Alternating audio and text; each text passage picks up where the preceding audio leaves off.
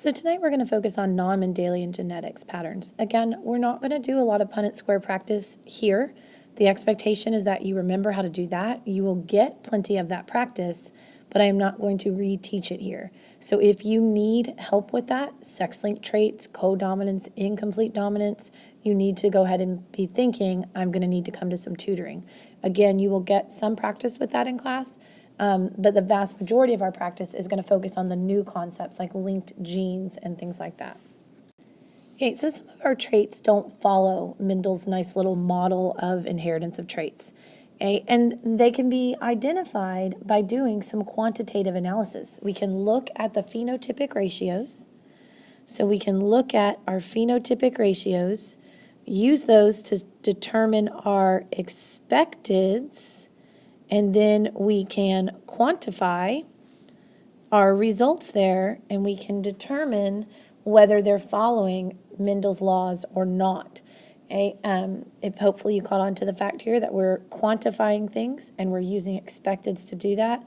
So we are going to take that chi-square information that we used to quantify our mitosis data, and we're going to apply it here. We're going to use it to be able to see, do these laws fit, do these inheritance patterns fit Mendel's laws?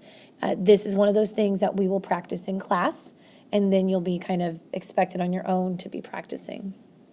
So let's talk about a linked gene. So a linked gene is any gene, basically, that is close enough together on the actual chromosome, on the same chromosome, that they may be inherited as a unit. Okay? So they may be inherited together as a unit, which makes sense. They're linked or held together. So some characteristics of these, again, is they have to be on the same chromosome, and they're going to be close enough together that they're going to be inherited as a unit. Basically, what that means is that crossing over, if you think back to meiosis and what crossing over is, right, where they exchange little bits of the chromosomes, crossing over isn't likely to happen between these two genes because the space between them isn't very large. If we look at the picture down at the bottom, we can see we've got three traits here: body color, eye color, and wing shape. And so body color and wing shape are pretty far apart.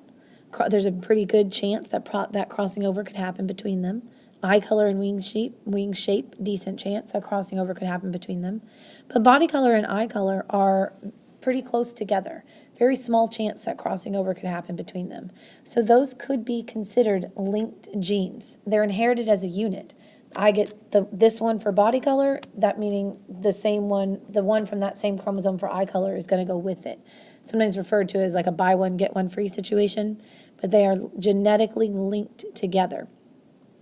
And so the probability of them being inherited together, okay, the probability of them segregating as a unit, remember our law of independent assortment, when our chromosomes separated and where they lined up and then separated and they didn't care about what the other genes were doing.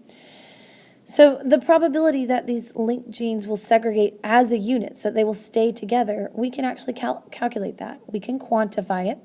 That will be quantified by what we call our map distance. Okay? So again, hopefully you're listening and not just blindly writing down notes, okay, and copying what's on there.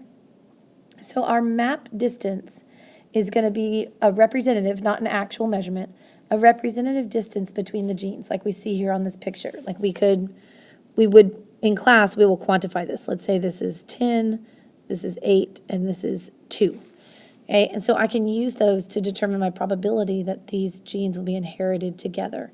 And again, the closer they are to one another, the higher their chances that they will be inherited as a unit.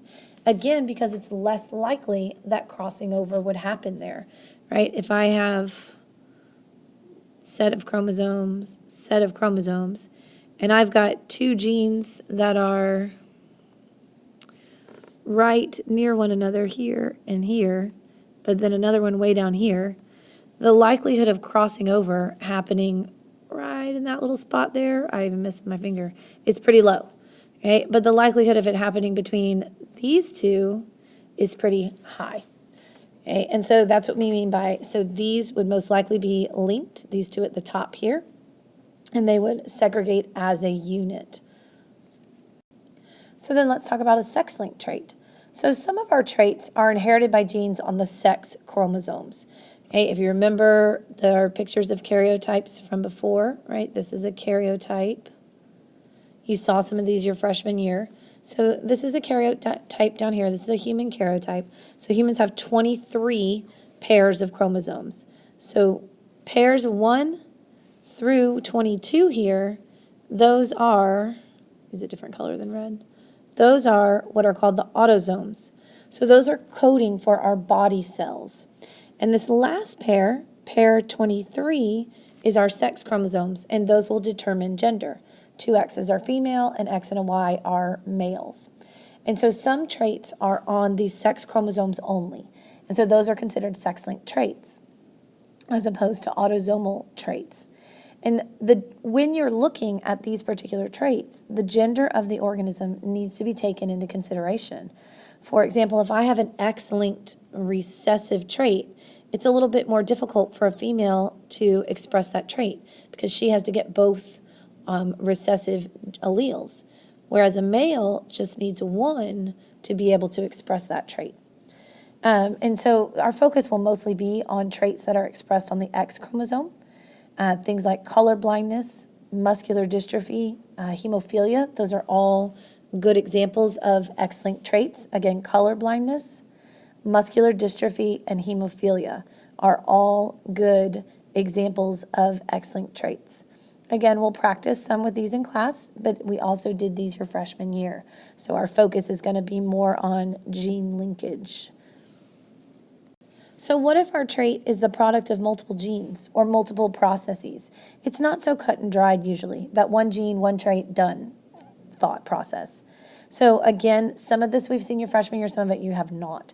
So let's look at codominance first. Codominance is from your freshman year.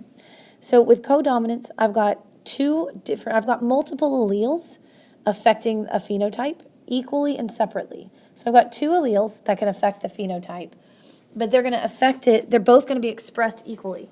This is our, like in my class, we would talk about stripes or polka dots versus like blending or a pink. That was our incomplete dominance, right? So our codominance, the phenotype is not blended. Okay? Our most common example of this is blood types, and this is the example we worked with last year.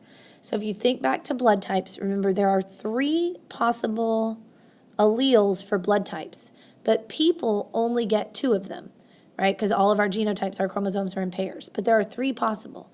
And out of those 3 possible, right, I have big IA, big IB, and little I. Out of those 3 possible, big IA and big IB are dominant, and little I is recessive. And big IA and big IB are what are considered codominant. So these alleles code for the proteins, the protein antigens. Okay, again, remember this from your freshman year. Antigens were the things on the surface of the cell. So the protein antigens on the red blood cells. So that's what these alleles are coding for. For example, big IA codes for, in this instance, these triangular-shaped protein antigens that are on the red blood cell. Big IB codes for these circular-shaped protein antigens that are on the red blood cell. When I have big IA and big IB together, I end up getting both triangles and circles. I don't get a weird mix of like a half triangle, half circle thing. Okay, I don't get that. I get full circles, so full B antigens, full triangles, full A antigens. And then the recessive allele is no antigens at all. So that's why there's nothing on this bottom cell here. But on the AB one, on the one that has the big IA and big IB, I very clearly get both. So the phenotype is not blended. They are both expressed equally. Okay. Another example here, not of codominance, but another multiple gene thing is pleiotropy. So with pleiotropy, I get one gene affecting more than one phenotypic character. So not one gene affecting this one trait, one gene affecting multiple traits. Some examples that are listed here: dwarfism versus gigantism, cystic fibrosis, sickle cell anemia. So the example in the picture here is sickle cell anemia. So I have this one gene here So the one mutation in the gene that causes sickle cell anemia. And the pleiotropy part is that it can affect my eyes, it can cause blindness, it can affect my liver, it can cause liver failure, and it can affect my heart, it can cause a heart attack. So one gene, but having these 3 different effects. So that's my pleiotropy. Epistasis is when one gene impacts another gene. Okay, I know it says right there one gene completely masks another gene, but you may want to kind of tweak that definition some. For me, it's easier to understand when I talk about how one gene is impacting another gene. So one gene could affect the expression of a different one. So the example here is the color of Labrador retrievers, so the color of these different dogs. And I've got 2 genes that are coming into play here. I've got big E, little e options and big B, little b options. Okay, so the gene E is coding for pigment. Okay, so big E is pigment, so color in general in the fur, in the hair. Little e is no pigment. Big B is the amount of pigment, so big B is pigment concentration. Okay, so it'll be darker, there'll be more pigment concentration, so black. Little b is less pigment concentration, so brown. So if you think about this, not even looking at the picture or anything, just kind of thinking about this. If I end up with little e, and little e codes for no pigment, okay, so it codes for no pigment. Is it going to matter whether I have brown or black pigment, whether I have big B or little b, or big B, or little b, or big B? That will not matter, okay, because this gene is saying there's no pigment. So this pigment gene is influencing the other gene. Okay, so epi, upon, or above. So I've got a gene exerting its influence upon another one. So let's look at the picture a little bit closer then. So the first part, I've got homozygous recessive little e, so no pigment. Okay, that's going to result in what's called a yellow lab, so a light-colored lab.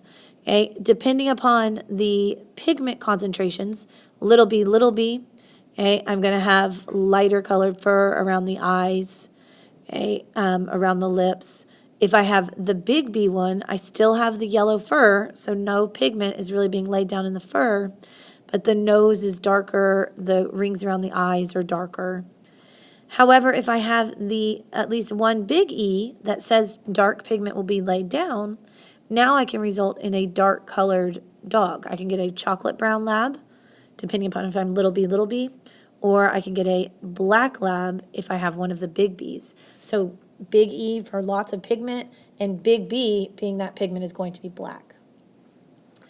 Okay, another example here of multiple situations is polygenic inheritance. Poly is many, right? So many gene inheritance.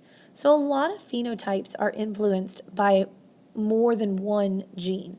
Okay, so the examples that we're talking about here, we've got 2 or more genes affecting one single character. So the opposite of the pleiotropy, right? The pleiotropy, I started and branched out, right? With this one, I have lots of genes coming to one trait. Okay, so pleiotropy, I start with one and go out to many traits. Polygenic, my polygenes. I start with lots of genes and go to one trait. So some human traits, these are going to be traits that are on a continuum. Okay? Quantitative things, qualitative characters that are on a continuum, like on a spectrum, on a range, right? Where it's not this or this. Things like skin color, which is a range. Height is a range. Weight, intelligence, behaviors. All of these things are on a spectrum or on a continuum. So if you look in the picture here is showing a spectrum here of skin color. Okay? And you'll see I've got multiple alleles here that are impacting skin color. So if all 3 are dominant from both parents, and I get 6 dominant, then I have a much darker skin color. If I get 6 recessive, I have basically no skin pigment. Okay? So they're on a continuum with these multiple genes impacting this one trait. So some of our traits don't even come from the DNA that's in our nucleus. They result from non-nuclear inheritance. So things that are coming from other places. For example, okay, chloroplasts and mitochondria contain their own DNA, and their DNA is independent of the DNA that's in your nucleus. So it is not the same DNA that is in your nucleus. Okay? And this DNA is passed on a little bit differently. So the DNA they carry their code for the traits that they carry code for, is independent of the nucleus. Okay? For example, the DNA in a chloroplast is going to carry the genes to make more chloroplast. The DNA in the mitochondria are going to carry genes to make more mitochondria. Okay? They don't follow Mendelian rules because they're going to assort randomly to the gametes in the daughter cells. Okay? So they're not going to follow our Mendelian rules. Mitochondria are transmitted by the egg, not the sperm in animals. So mitochondria are maternally inherited. This is an example that we looked at, again, also your freshman year, that mitochondria has a maternal inheritance. So we pass, for instance, as a female, I pass my mitochondrial DNA on to my daughters, but my husband did not pass his mitochondrial DNA on. But he received mitochondrial DNA from his mother. Okay, so mitochondria DNA are transmitted by the egg. In plants, mitochondria and chloroplasts are also transmitted in the ovule, which is the egg for plants, not the pollen, which is the sperm for plants. So again, the traits are maternally inherited. So these non-nuclear patterns for these plastids, for these chloroplasts and these mitochondria, are both maternally inherited. Environmental factors can also impact DNA. It can also impact gene expression, probably is the better way to say this. Okay, so there are situations where the environment helps control the genes that, end up with a particular phenotype. They can influence the phenotype by influencing the range that is there. Okay, for example, the flowers, the hydrangea flowers here on the left, these are influenced by environmental pH. So the soil, the pH of the soil will actually dictate what color the flowers will end up being. So the environmental factors here are influencing the phenotypic expression here. Okay, genes can also can develop what's called gene plasticity due to this. And so what that is I've got one genotype because my DNA isn't going to change throughout my lifetime. So I have one genotype, and it can produce different phenotypes when exposed to different environments. For example, let's look over here at our Arctic fox. Okay, this Arctic fox has one genotype for fur color, but when the environment is really cold, that genotype is able to express the white coat, and when it is warmer, that genotype is able to express the darker coat. So it's producing more than one phenotype based off of the various environments. You see the same thing happening here in the middle with a picture of human skin color. Over here, we're talking about melatonin production. So she has one genotype that is determining her skin color, but it's able to express different phenotypes because I could trigger the production of more melatonin with more exposure to the sun, which would be a different environment. So the environment can impact gene expression as well, which will then impact phenotypes. So we'll do some practice with this vocabulary. I will definitely walk through examples of how you can solve and calculate gene linkage, okay? And you'll get some more practice of Punnett squares that have sex-linked traits and that kind of thing.